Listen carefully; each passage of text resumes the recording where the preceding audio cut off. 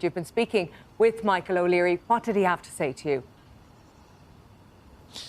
Well, Colette, he was expressing the pure frustration that passengers and airlines at Dublin Airport have been experiencing in what has become a costly and repeated nightmare now over the last 6 weeks. As you say, 6 times now this has happened, and last night no different. Shortly before 6:30, a drone was confirmed to have been spotted in the vicinity of Dublin Airport, effectively shutting down flight operations for the best part of 30 minutes or so. There were 3 Ryanair flights that were disrupted, effectively diverted as a result of this.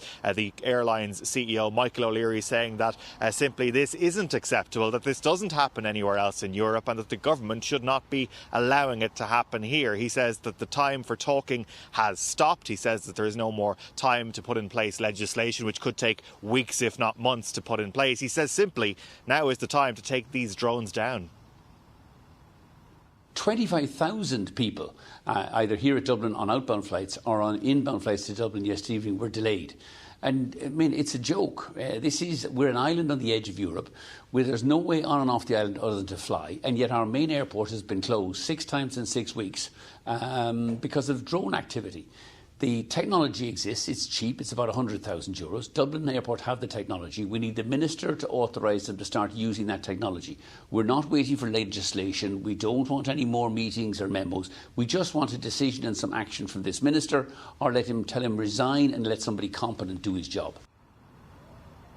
Well, we are due to hear from the Transport Minister Eamon Ryan a little bit later on this afternoon to see what he says in response to Michael O'Leary and in response to the general situation around the drone activity at Dublin Airport. Now, Michael O'Leary also saying that he believes the more that this happens, the more that this is reported on without any action taken, the more it will encourage other idiots, in his words, to do so, to fly drones within that 5-kilometre exclusion zone around Dublin Airport. Now, DAA, the operator of Dublin Airport, calling for tougher sentences, for a state agency to be set up to coordinate a response to drone activity in the state. But really, for now, the frustration likely to continue until there is action taken.